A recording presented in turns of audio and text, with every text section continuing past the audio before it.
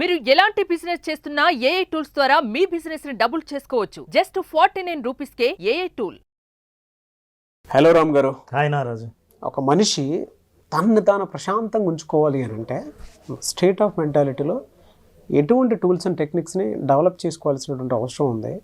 ఒక మనిషి ప్రశాంతత కోల్పోవడానికి ఎక్కువ కారణాలు ఏవి హాంట్ చేస్తూ ఉంటాయంటారు అసలు?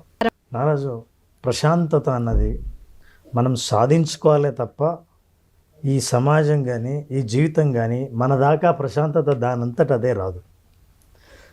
మనకు బయట జరిగే సంఘటనలు అనుభవాలన్నీ వాటి శక్తి 10% అయితే దాన్ని కంట్రోల్ చేసుకోగలి అర్థం చేసుకొని మేనేజ్ చేయగల శక్తి మనిషికి 90% ఉంటుంది. ప్రశాంతంగా ఎవరుండరంటే 90% బయట పరిస్థితులే కారణం. నన్ను నేను ప్రశాంతంగా ఉంచుకోవడానికి నా దగ్గర 10% ఉంది అని ఎవరైతే నమ్ముతారో వాళ్ళు ప్రశాంతంగా ఉండలేరు. వీళ్ళు ఇంకా నేను 10% అంటే ఎక్కువ చెప్పాను, కొంతమంది నా చేతిలో ఏమీ లేదనుకుంటారు. సో ఏ పరిస్థితి అయినా తన చెయ్యి దాటిపోతుందని, నేనేమి చేయలేకపోతున్నానని, నిర్ణయాలు ఏది తీసుకోలేకపోతున్నానని, నేను ఏదైనా చేద్దాం అనుకుంటే అవి నాకు అనుకూలంగా పనులు జరగట్లేదని, మనుషుల్ని నమ్మేటప్పుడు ఎవరిని నమ్మాలో తెలియక ఎప్పుడు అనుమానంతో ఉండి తన మీద తనకే సెల్ఫ్ డౌట్తో ఉండి ఉన్న వీళ్ళెవ్వరూ ప్రశాంతత సాధించలేరు. ప్రశాంతత పోవడానికి ఇంకా ప్రధాన కారణం ఏంటంటే తన ఆలోచనలు భవిష్యత్తులో కానీ గతంలో కానీ ఎప్పుడు ప్రయాణిస్తూ ఉంటాయి.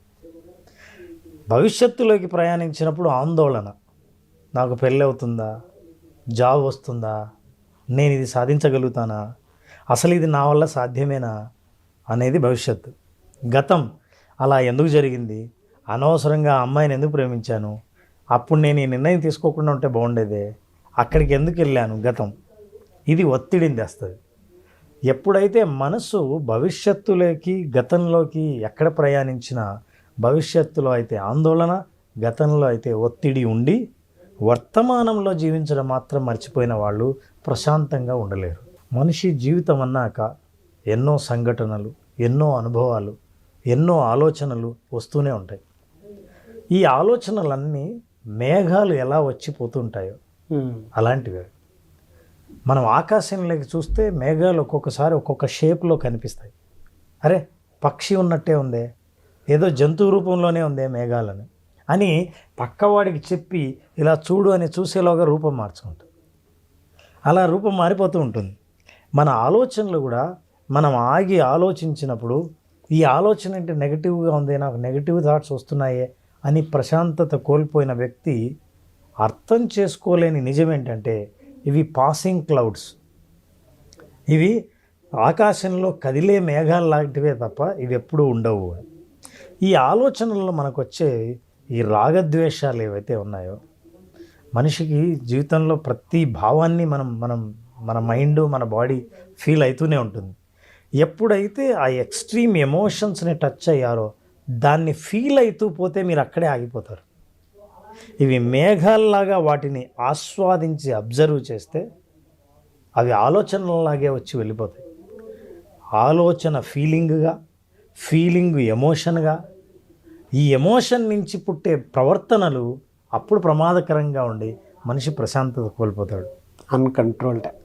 అన్కంట్రోల్డ్ అయిపోతుంది. బిహేవియర్ అయితే ప్రశాంతత కోల్పోయిన తర్వాత దేని మీద ఇంట్రెస్ట్ ఉండదు, పని మీద ధ్యాస ఉండదు, ఏకాగ్రత తప్పిపోయి ఉంటాము. దానితో పాటు ఏదన్నా చేద్దాము అనుకున్నటువంటి ఆలోచన వచ్చిన మోటివేషన్ ఉండదు. మీరు ఇలాంటి పరిస్థితుల్లోనే బిహేవియరల్ ఆస్పెక్ట్ అలా ఒక్కొక్కటి చేంజ్ అవ్వకుంటూ వస్తూ ఉంటుంది. ప్రతి ఆలోచన నుంచి ఒక భావన కలుగుతుంది, ఫీలింగ్స్, థాట్స్, ఫీలింగ్స్. ప్రతి ఫీలింగ్ నుంచి ఎమోషన్ వస్తుంది, భావనలు వస్తాయి. ఈ ఎమోషన్ ఏం చేస్తుందంటే it will give you a decision what to make. So దీంతో ప్రశాంతత కోల్పోవడానికి కారణం ఏంటంటే నేనేం చేయాలో తెలియనప్పుడు, 4 రోడ్ల కూడలిలో దారి తెలియని వాడు నిలబడినప్పుడు మీరు ప్రశాంతతను పూర్తిగా కోల్పోతారు. ప్రశాంతత పొందాలంటే మొట్టమొదటి చేయవలసిన పనిని, నీ మనస్సుని ఎక్కడ ప్రయాణం చేస్తుందో దాన్ని ఎట్లయితే గాలిపటం తాడు పెట్టి గాలిపటాన్ని ఇలా లాగుతామో మళ్ళీ మన దగ్గరికి, అలా ఆలోచనలను లాగి ప్రజెంట్ టెన్స్లోకి తీసుకురావాల్సిన అవసరం ఉంది. తీసుకురావాలంటే మరి ఎలా? దూరంగా వెళ్ళిన ఆలోచనలను దగ్గరికి తీసుకురావాలంటే, గతంలోకి వెళ్ళిన ఆలోచనలు ఇక్కడికి తీసుకురావాలి, భవిష్యత్తులోకి వెళ్ళిన ఆలోచనలు ఇక్కడికి తీసుకొస్తే ఇప్పుడు ఏం జరుగుతుందో నేను ఆలోచించగలను. లేకపోతే భవిష్యత్తులో ఇంకా రాని రోజులకు సంబంధించి భయపడ్డం, గతంలో అయిపోయిన రోజుల గురించి బాధపడడం ఎక్కువ జరుగుతుంది. కాబట్టి ఆ రెండింటిని బంద్ చేసి ఇక్కడికి తేవాలి. పురాణాల్లో ఏమైనా చెప్పబడిందా సార్ దీనికి సంబంధించి? భగవద్గీత కంటే మనకు గొప్ప రెఫరెన్స్ ఏముండదు. రెఫరెన్స్లో మనిషి స్థితప్రజ్ఞత ఎట్లా సాధించాలి అనేది కృష్ణుడు ఏం చెప్పాడు? రాగద్వేషాలకు అతీతంగా భయము, రాగము, క్రోధము వీటన్నిటికీ లొంగిపోయి ఎక్స్ట్రీమ్ ఎమోషన్స్కి బానిస కాకుండా సమానంగా మనం ఎప్పుడైతే వాటిని ఆస్వాదించడం మొదలు పెడతామో అదే స్థితప్రజ్ఞత. అంటే ఒక్కోసారి ప్రశాంతత సాధించడానికి స్థితప్రజ్ఞతంత స్థాయి వైపు వెళ్ళాల్సిన అవసరం లేకపోయినా అసలు ఇమ్మీడియట్గా మీరు ప్రశాంతత ఎలా సాధిస్తారు? ఎలా సార్ అది? ఆలోచనలను ఇక్కడికి, ఈ రూమ్కు, ఇక్కడికి, నాగరాజు దగ్గరికి ఎలా తీసుకురావాలి ఒకసారి తెలుసు. ఇప్పుడు ఎవరైనా సరే ఇట్లా ప్రశాంతత కోల్పోయాను, నాకు ఆలోచన తట్టడం లేదు, ఏం చేయాలో నేను నిర్ణయించుకోలేకపోతున్నా అన్న వ్యక్తులు ఇప్పుడు మనం చేయబోయే పని చేస్తే ఖచ్చితంగా సాధిస్తారు. ఏ పని సార్ అది? సో నాగరాజు, మనం ఏం చేద్దామంటే రిలాక్సేషన్, ప్రశాంతత అంటే అదే. ఆ రిలాక్సేషన్ని ఎలా సాధించాలి? బ్రెయిన్ లెవెల్లో, బాడీ లెవెల్లో, ఫిజికల్గాను మెంటల్గాను ఆ రిలాక్సేషన్ సాధించే ప్రయత్నం చేద్దాం మనం. అలాగే. సో నా ఇన్స్ట్రక్షన్స్ వింటూ నేనేం చెప్తున్నానో అవి మాత్రం భావిస్తూ, ఊహిస్తూ, అలాగే నువ్వు ఫీల్ అవుతే నీ శరీరం, బ్రెయిన్ రిలాక్స్ అవుతుంది. ఆ రిలాక్స్ అవుతున్న వాటి సిగ్నల్స్ కూడా నీకు ఎలా అందుతాయో నేను చెప్తాను. ఓకే. సో చాలా sir, please close your eyes, keep your back straight. Nagaraju, take a deep breath.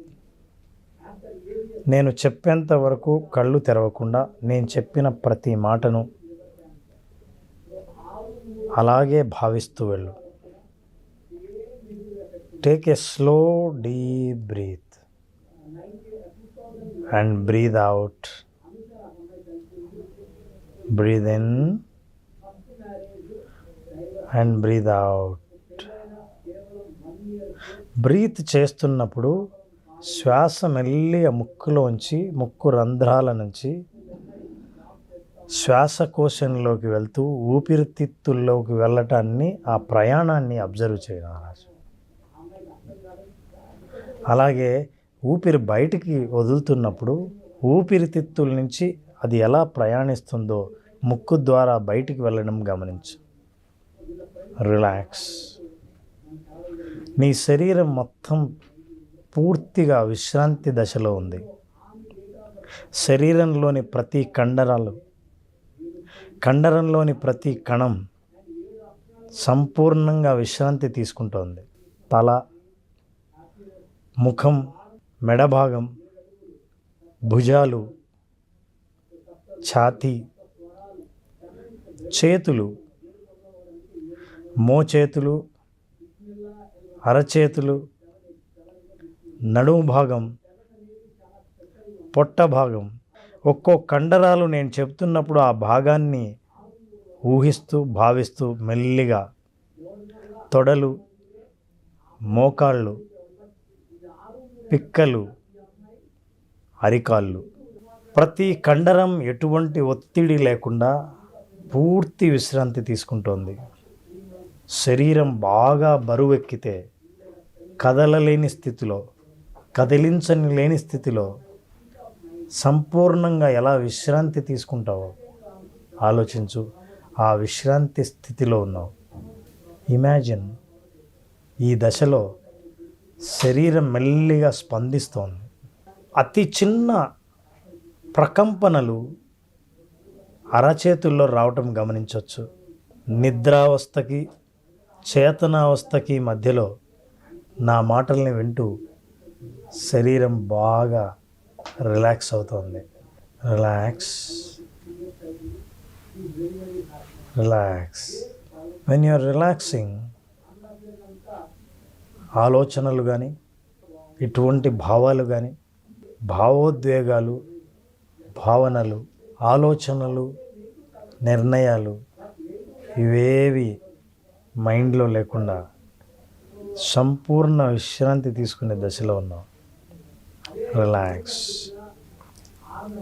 జాగ్రత్తగా గమనిస్తే ఇప్పుడు నీ శరీరం సంపూర్ణ విశ్రాంతి స్థితిలో ఉంది. రిలాక్స్. సో నాగరాజు, నా మాటల్ని ఇప్పుడు మళ్ళీ జాగ్రత్తగా వింటున్నావు. ఈ స్థితిలో శరీరంలో అరచేతుల దగ్గర, అరికాలి దగ్గర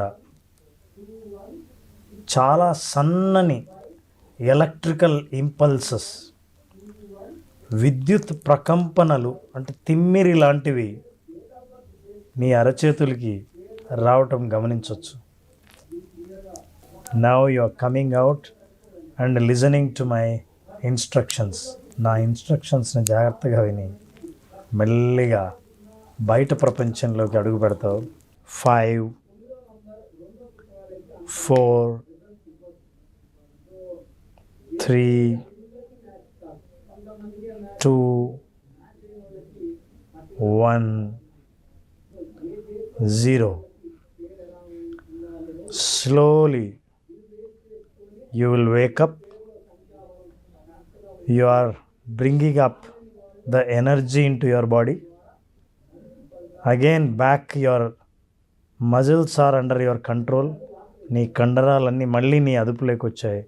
మెల్లిగా కళ్ళు తెరుస్తున్నావు. Slowly open your eyes. Yes Nagaraju, relax. Come on. 5, 4, 3, 2, 1, 0. మామూలుగా నిద్రపోయావా? నిద్ర వచ్చేసింది సార్. ఏదేమైనా ఒక దశలో నా ఇన్స్ట్రక్షన్స్ కంప్లీట్గా డిస్కనెక్ట్ అయ్యి నిద్రలోకి వెళ్ళిపోయావు. గుర్తుందా నేను ఏం చెప్పాను? ఎంతవరకు గుర్తుందా? గుర్తులేదు సార్. మొదట్లో కొద్దిగా చెప్పింది గుర్తుంది, ఆ తర్వాత లేదు. మీరు శ్వాస మీద ఎప్పుడైతే తీసుకెళ్ళిపోయారో. How is the relaxation? మీరు చెప్పాలి సార్, నాది అంత అన్కంట్రోల్ కదా. నేను పవర్ నాప్ తీసుకొని are you feeling relaxed, light, చాలా లైట్గా ఉంది. చాలా రకరకాల మెంటల్ ట్రామాలో ఉండి, దాంతోపాటు ఈ పని ఆ ఒత్తిడి ఈ ఒత్తిడి అని చెప్పేసి జనరల్గా రెగ్యులర్ షెడ్యూల్సే మనకు కనిపించేదంటే అయ్యేం లేవు కదా. శ్వాస మీద ధ్యాసకి ఎప్పటికైతే వెళ్ళిపోయిందో ఆటోమేటిక్ బాడీ అన్కంట్రోల్డ్ అయిపోయింది. తర్వాత ఏం జరిగిందో తెలియదు, అది మీరే చెప్పాలి. బట్ నా ఫీలింగ్ బెటర్. పవర్ నాప్ తీసుకున్నంత ఇదిగా ఉంది. ఎన్ని మినిట్స్ ఉన్నాను సార్? ఎన్ని మినిట్స్ ఉన్నాను అట్లా? నేను చెప్తున్నంత సేపు దాదాపు ఒక 2-3 నిమిషాలు పూర్తిగా ఉన్నా. నేను లేపమని బట్ ఒక 1 hour పడుకున్న ఫీల్ ఉంది. 1.5 hour పడుకున్న ఫీల్ ఉంది. Very energetic relaxation. అది అంటే రిలాక్సేషన్ నుంచి బయటకు వస్తూనే వచ్చే ఎనర్జీ ఉంటుంది సార్. అది double the energy compare to the previous state of mind. So పూర్తిగా పడుకుండిపోయావు. నేనే గ్యాప్ ఇచ్చాను. నిజంగా పడుకున్నావా మేలుకున్నావా చూద్దామని. నిద్రపోయావు. సో నేను తర్వాత నా ఫ్రీక్వెన్సీ ఆఫ్ ఇన్స్ట్రక్షన్స్ మార్చాను. మెల్లిగా లేచావు. అయితే ఈ మొత్తం ప్రాసెస్లో గమనిస్తే నారాజు, ఇప్పుడు నీ ఆలోచనలు ఎక్కడికి పంపించాలన్నా పంపించలేవు. భవిష్యత్తు నుంచి, గతం నుంచి, ఆందోళన నుంచి అన్నీ ఒక చోటుకి వచ్చాయి, రిలాక్స్ అయ్యాయి. మైండ్ను ఇంకేం ఆలోచింపజేయలేదు. ఇక నెగిటివ్ థాట్స్కి ఛాన్సే లేదు. నిద్రపోయాను. ప్రశాంతత అంటే బ్రెయిన్ లెవెల్లో, బాడీ లెవెల్లో ఎప్పుడు సాధిస్తావో అప్పుడు ప్రశాంతత. ఆ ప్రశాంతత కూడా ఎలా అని అంటే, మీరు చెప్పిన ఇన్స్ట్రక్షన్ ప్రకారం శ్వాస మీద ధ్యాస మాత్రమే నేను పెట్టాను. తర్వాత ఏం జరిగిందో తెలియదు. మెల్లిగా అంటే నువ్వు స్లోగా రిలాక్స్ అయ్యావు. సబ్ కాన్షియస్ మైండ్ కొన్ని ఇన్స్ట్రక్షన్స్ వరకు తీసుకుంది. నువ్వు ఎక్కడ కంట్రోల్ పూర్తి పోయిందో అర్థమైంది నాకు. But still I wanted to test, నిజంగా మేలుకున్నావు నిద్రపోయావు అన్నది నాకు అర్థమైంది. Now you are out of completely connection అని.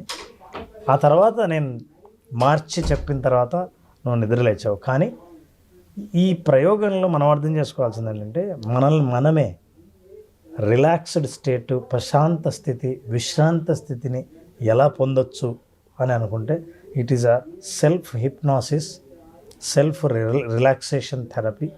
ఇది చేయటం వల్ల చాలాసార్లు ఎప్పుడైతే మజిల్స్ రిలాక్స్ అవుతాయో, మనం ఏదైనా నిర్ణయం తీసుకోవడానికి, ఒక ఆలోచన ఫ్రెష్గా చేయటం కోసం సిద్ధంగా ఉంటాం.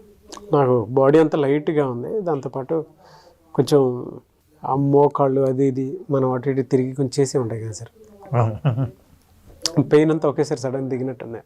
నిజంగానే బాగా రిలాక్స్ అయింది బాడీ మొత్తం. బాడీ మొత్తం రిలాక్స్. ఎస్. Thank you.